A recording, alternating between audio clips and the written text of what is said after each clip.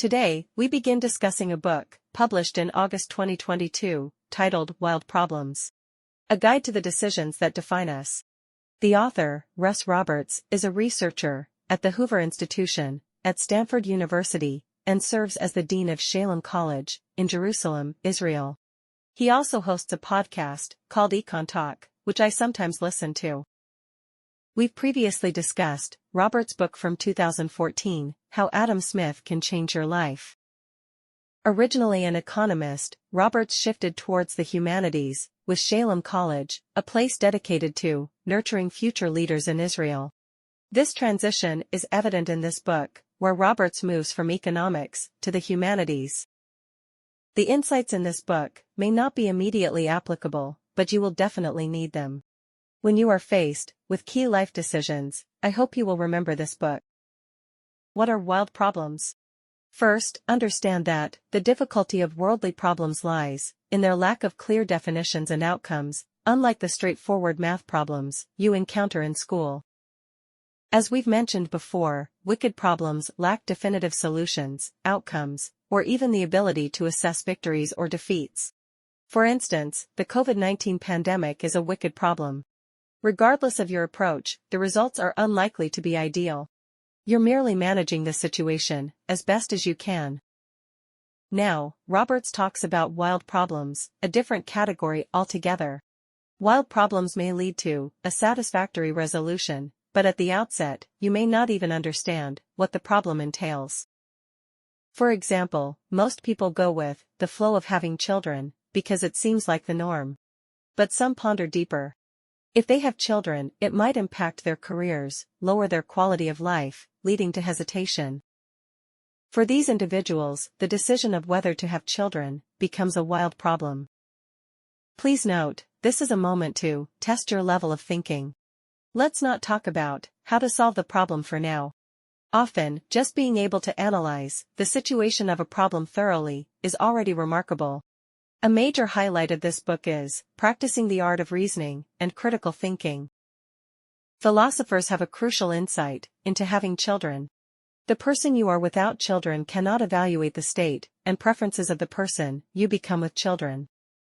You might typically dislike children, but after having one, you might love your child more than anything in the world. The previous version of you couldn't fathom the new you with a child. So, decisions like having children cannot rely solely on rationality. Rational decision-making requires predetermined priorities which stem from values. But if you don't know your future values, how can you decide? Following this line of thought, Roberts categorizes life's problems into wild problems and tame problems, akin to wild animals and domesticated ones. Domesticated animals are predictable. You know how pigs, horses, cows, and sheep behave. Wild problems, on the other hand, are unpredictable. You might not even understand what they entail. For instance, if you're determined to work and live in Shanghai, figuring out how to go about it is a tame problem. You can seek various guides, ask people about job hunting, renting a house, etc. Your goal is clear, and you can objectively assess the efficiency of each step. However, the decision of whether to go to Shanghai is a wild problem. You don't know what life in Shanghai is like. Is it easy to find a job? Are houses too expensive and salaries insufficient? Can you adapt to Shanghai's climate and lifestyle? The goal in wild problems is subjective and challenging to measure. For tame problems, we have various mature, scientific, rational methods. The most basic method is weighing pros and cons. Assess your options, evaluate their values, and choose the most valuable one. Or you could use Benjamin Franklin's invention, moral algebra. List reasons for and against an action, balance them, and see if the remaining reasons lean towards doing it or not. A more scientific method, as demonstrated multiple times by Daniel Kahneman in Noise, A Flaw in Human Judgment, is to use a formula. Whether it's recruitment or assessing a newborn's health, even a simple formula outperforms human subjective perception. However, these methods don't work for wild problems. Perhaps you recall our discussion about Darwin's dilemma regarding marriage. He employed Franklin's moral algebra. Listing reasons for and against marriage. Reasons for marriage included companionship, female conversation, future children, to care for in old age, the possibility of improved health, if his wife discouraged excessive work, having someone to take care of the house. Reasons against marriage included the possibility of leaving London, losing autonomy, wasting time entertaining his wife's relatives, the expense of having children, needing a real job to support the family, and, most importantly, the lack of time for reading at night. Notice, although Darwin listed various pros and cons, he didn't make the decision to marry based on these. He settled on one reason. He couldn't just work all the time. He wanted a family. Because of this single reason, he disregarded all others and decided to marry. Roberts re-evaluated Darwin's decision-making method and found a significant flaw. Darwin lacked a crucial understanding. He didn't comprehend what married life entailed. As a single young man, he had only encountered a few married people, perhaps occasionally hearing them talk about married life. But how much could he really hear? There's much privacy in real married life. People won't just disclose everything to you. If you don't know what marriage is like, how can you make a good decision about marriage? Roberts employs a classic analogy, likening it to a person searching for keys under a lamppost. The keys could be anywhere, but you're only searching under the lamppost because that's all you can see. Evaluating something based solely on what you can see is clearly flawed. But that's not the most severe issue.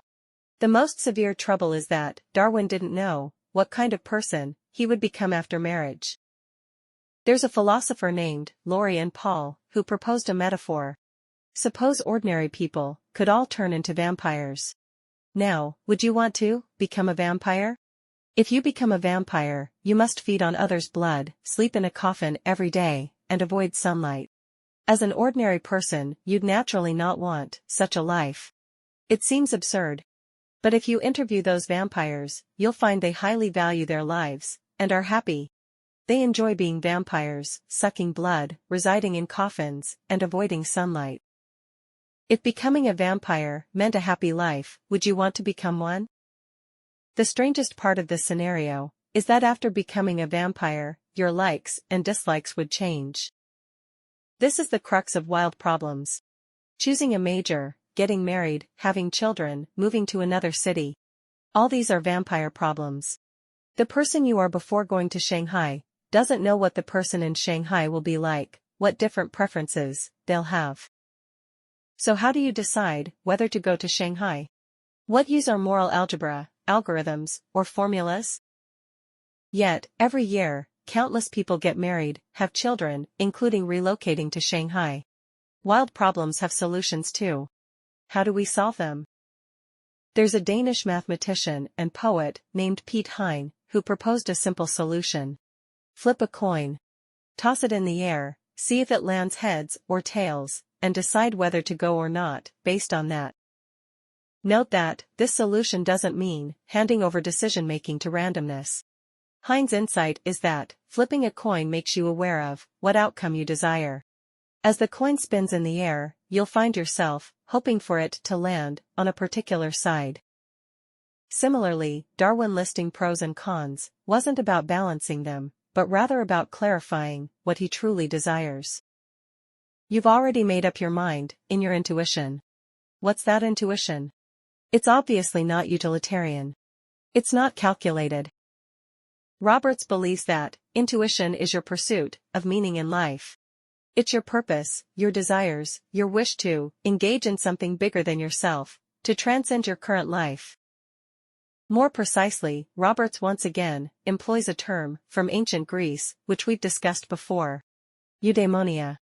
It's typically translated as happiness in Chinese, but its more accurate meaning is that you engage in a pursuit that allows your talents to flourish, thereby enabling continuous growth.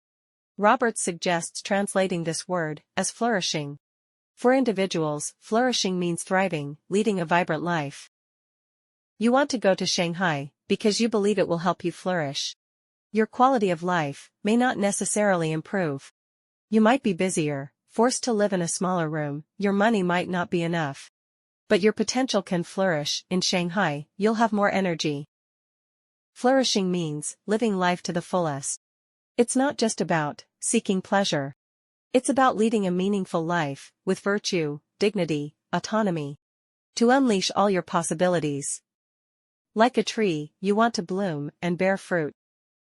In the sci-fi series, Star Trek, the Vulcan people have a hand gesture. Index and middle fingers together, ring and pinky fingers together, thumb stretched out. As they say, a blessing. Live long and prosper. Just living long isn't enough. You need to flourish.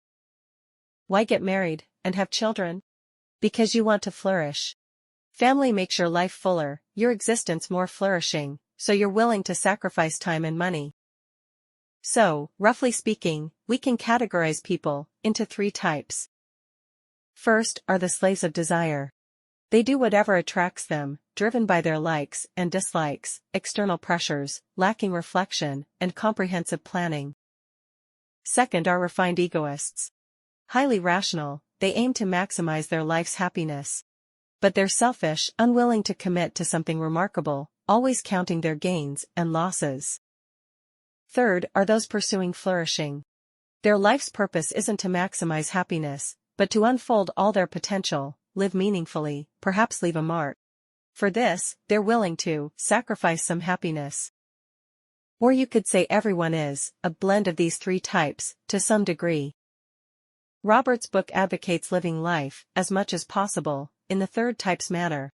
This book isn't lengthy. Its main purpose is to help us clarify our problems. Once you've clarified the problem, you've already succeeded halfway. To sum up this section, using Darwin's marriage as an example, wild problems have 3 characteristics. First, you lack full imagination of the outcomes of your choices. You don't know what each option entails. Second, you don't know what you'll become after this choice.